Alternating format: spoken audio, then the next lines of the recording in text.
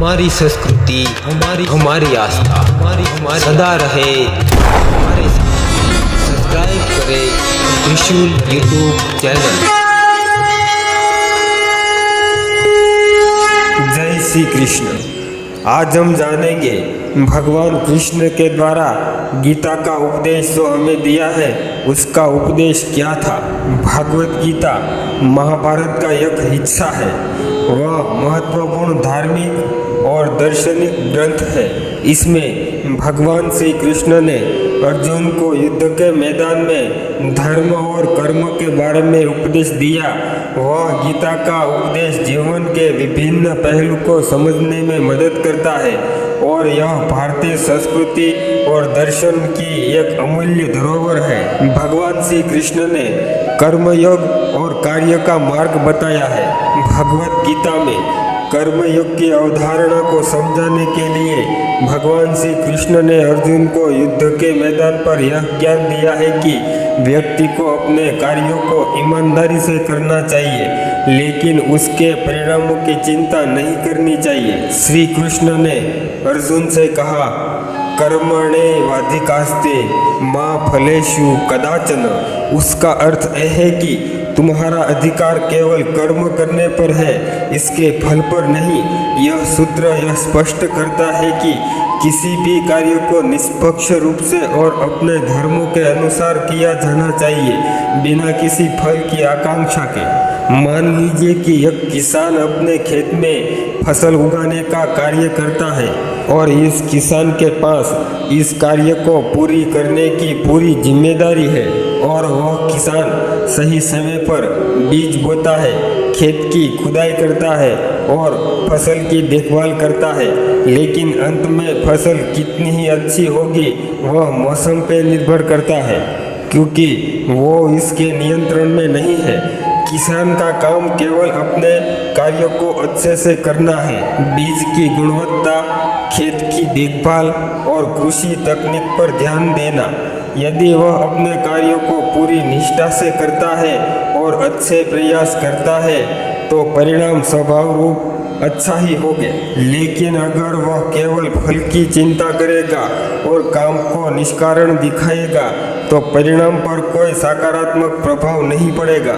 इस प्रकार कर्मयोग का सिद्धांत हमें यह सिखाता है कि हमें अपने कार्यों को पूरी लगन और ईमानदारी से करना चाहिए, जबकि परिणाम को ईश्वर पर छोड़ देना चाहिए। यह दृष्टिकोण न केवल व्यक्तिगत विकास और आत्मा को साक्षात्कार की ओर ले जाता है, बल्कि जीवन की प्रत्येक स्थिति में मानसिक शांति और संतोष भी प्रदान करता है। और भगवान श्री कृष्ण ने भक्ति योग और भक्ति का मार्ग भी बताया है। भक्ति योग में व्यक्ति भगवान के प्रति समर्पण और प्रेम के माध्यम से मोक्ष प्राप्त करता है। श्री कृष्ण ने अर्जुन को बताया कि भक्ति का मार्ग कर्म योग के समान महत्वपूर्ण है और इसे अपनाने से भगवान की कृपा बनती है। समझ लीजिए, एक भक्त अपने हृदय में भगवान की पूजा करता है और अपनी सारी भक्ति, श्रद्धा और प्रेम भगवान को अर्पित करता है और दिन रात भगवान की आराधना करता है, प्रार्थना करता है और अपनी हर एक क्रिया के भगवान के प्रति समर्पण दिखाता है। भक्ति की इस भावना से वह अपने जीवन की कठिनाइयों और संकटों को सहन करने में सक्षम हो जाता है, क्योंकि उसे विश्वास होता है कि भगवान उसकी रक्षा कर रहे हैं। इस भक्ति के माध्यम से भक्त को भगवान की कृपा और आशीर्वाद प्राप्त होता है, जो उसे आत्मा की शांति और मोक्ष की ओर ले जाता है। इस तरह भक्ति योग व्यक्ति के जीवन को एक दिव्य दिशा देता है और जीवन के हर पहलू में भगवान के साथ एक गहरा संबंध स्थापित करता है। ज्ञान योग और ज्ञान का मार्ग। ज्ञान योग आत्मज्ञान प्राप्त करने और वास्तविकताओं को समझने का मार्ग है। श्री कृष्ण ने अर्जुन को बताया कि आत्मा अमर और यश रूप में सदा विद्यमान रहती है। ज्ञान योग का मुख्य उपदेश आत्मा और ब्रह्मा के साथ सच्ची पहचान और एकता को समझना है। अर्थात व्यक्ति गहरी साधना और ध्यान के माध्यम से अपनी आत्मा की प्रकृति को समझता है। वह यह जानता है कि उसकी असली पहचान शरीर और मन से अलग है। वह समझता है कि आत्मा अमर है और जन्म मृत्यु के चक्र से परे है। इस ज्ञान से वह संसार की अस्थापिता और दुख भरे अनुभवों को एक नई दृष्टि से देखता है। इस तरह ज्ञान योग व्यक्ति को आत्मा की अमरता और ब्रह्मा के साथ एकता का ज्ञान प्रदान करता है, जिससे वह जीवन को वास्तविक स्वरूपों को समझता है और आत्मा की शांति प्राप्त करता है। योग के विभिन्न प्रकार क्या है?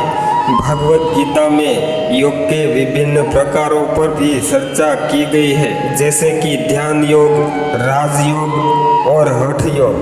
प्रत्येक प्रकार का अपना विशिष्ट उपदेश और विधि है, जो व्यक्ति को आत्मज्ञान और आत्मा साक्षात्कार की ओर ले जाती है। पहला है ध्यान योग।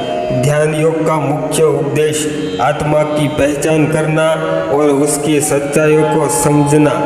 इस प्रकार का योग ध्यान और साधना से माध्यम से किया जाता है, जिससे व्यक्ति अपने भीतर की गहराइयों में जाकर आत्मा की असल प्रवृत्तियों को जान सकता है। जैसे एक साधक एकांत स्थान पर ध्यान और साधना करता है, जिससे वह अपने मन को शांत करता है और आत्मा की अमरता और ब्रह्मा के साथ एकता की अनुभूति करता है।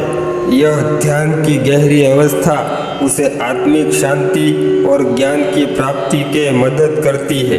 दूसरा है राजयोग। राजयोग एक तरह का ध्यान है और शारीरिक अनुशासन पर आधारित योग है। इसमें व्यक्ति मानसिक और शारीरिक अनुशासन के माध्यम से आत्मा की गहराइयों को जानने की कोशिश करता रहता है।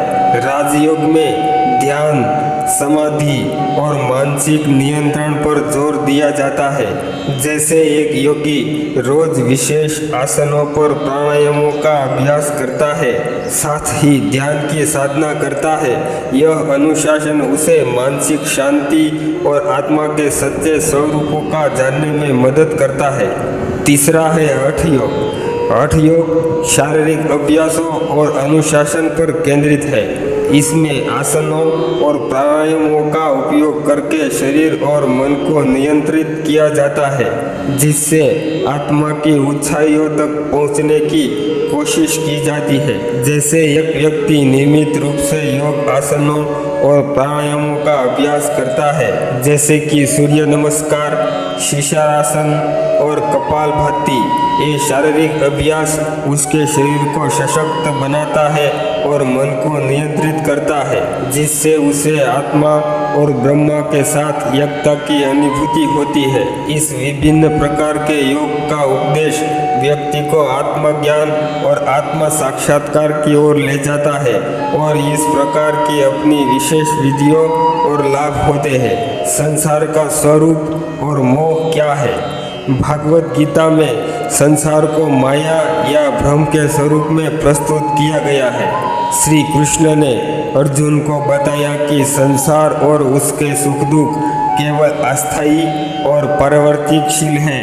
वास्तविकता का ज्ञान प्राप्त करना ही आत्मा की मुक्ति का मार्ग है। मान लीजिए एक व्यक्ति एक शानदार सपने में है, जिसमें उसे अपार धन, सुख और ऐश्वर्य मिलता है, लेकिन जैसे ही वह जागता है वह महसूस करता है कि ये सब सिर्फ भ्रम था। इसी प्रकार गीता के अनुसार संसार भी एक माया है। इसे अस्थायी और भ्रमित करने वाला माना जाता है। श्री कृष्ण ने अर्जुन को यह समझाया कि संसार की वस्तु और अनुभव केवल क्षणिक है। अगर हम केवल बाहरी सुखों और दुखों पर ध्यान केंद्रित करते हैं तो हम वास्तविकता को नहीं जान पाते। सच्ची समझ यह है कि आत्मा अमर है और सभी भौतिक सुख दुख अस्थायी है। इस ज्ञान को प्राप्त करने से व्यक्ति अपने मोह और भ्रम से बाहर निकलता है और आत्मा की सशक्तता और ब्रह्म के साथ एकता की अनुभूति कर सकता है। इस प्रकार संसार के वास्तविक स्वरूपों को समझना और इससे मोह से मुक्त होना आत्मा की मुक्ति का मार्ग है। जीवन और मृत्यु का महत्व क्या है? भागवत गीता में जीवन और मृत्यु पर गहरा विचार किया गया है। श्री कृष्ण ने अर्जुन को बताया कि आत्मा अमर है और जन्म और मृत्यु केवल शरीर के परिवर्तन है। इस दृष्टिकोण से जीवन और मृत्यु के प्रति चिंता को समाप्त करना ही गीता का महत्वपूर्ण संदेश है। अर्थात कोई व्यक्ति अपने प्रियजनों के निधन से अत्यंत दुखी है। इसी दुख को कम करने के लिए गीता की शिक्षाओं के अनुसार उसे समझना चाहिए कि आत्मा अमर है और केवल शरीर का ही मृत्यु होती है, आत्मा नहीं मरती। श्री कृष्ण ने अर्जुन को बताया, नैनम सिद्धति शस्त्राणि नैनम दहति पावक न चैनम क्लेयत्यापो न शशाति मारुत। उसका अर्थ है कि आत्मा को न कोई शस्त्र काट सकता है, न आग जला सकती है, न जल उसे गीला कर सकता है और न ही वायु इसे सुखा सकती है। आत्मा अविनाशी है। इस प्रकार जब व्यक्ति समझ जाता है कि आत्मा अमर है और केवल शरीर की ही मृत्यु होती है, तो उसे जीवन और मृत्यु के विषय में चिंता और भय को पार करने में सहायता मिलती है। यह ज्ञान जीवन को अधिक शांत और संतुलित दृष्टिकोण से देखने में मदद करता है। भागवत गीता में धर्म और अधर्म की बात मूर्खता से की गई है। श्री कृष्ण ने अर्जुन को बताया कि सही कार्य करना धर्म करना और गलत कार्य करना अधर्म से बचना आवश्यक है।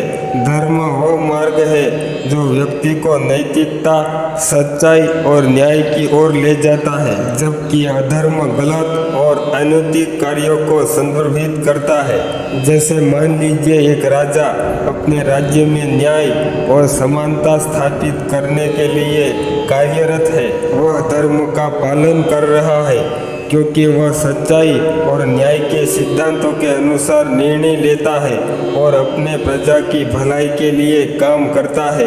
अगर वही राजा व्यक्तिगत लाभों के लिए झूठ बोलता है, अन्याय करता है और अपने पद का दुरुपयोग करता है, तो वह अधर्म कर रहा है। श्री कृष्ण ने अर्जुन को यह सिखाया कि धर्म का पालन करना न केवल व्यक्तिगत और सामाजिक रूप से सही है, बल्कि यह आत्मा की ऊंचाई और जीवन के उद्देश्य को प्राप्त करने के लिए भी आवश्यक है। श्री कृष्ण कहते हैं कि धर्म के पर चलने से व्यक्ति सच्चे मार्ग पर रहता है और अधर्म से दूर रहकर अपने कर्तव्यों को सही ढंग से निभा सकता है। दोस्तों, भगवान श्री कृष्ण की कही गई इस गीता उपदेश की बातें आपको अच्छी लगी हो तो इस वीडियो को लाइक करना, शेयर करना और सब्सक्राइब करना, जिससे हमें आपका प्यार मिलता रहे। मिलते हैं एक नए गीता उपदेश के साथ। तब तक जय श्री कृष्ण।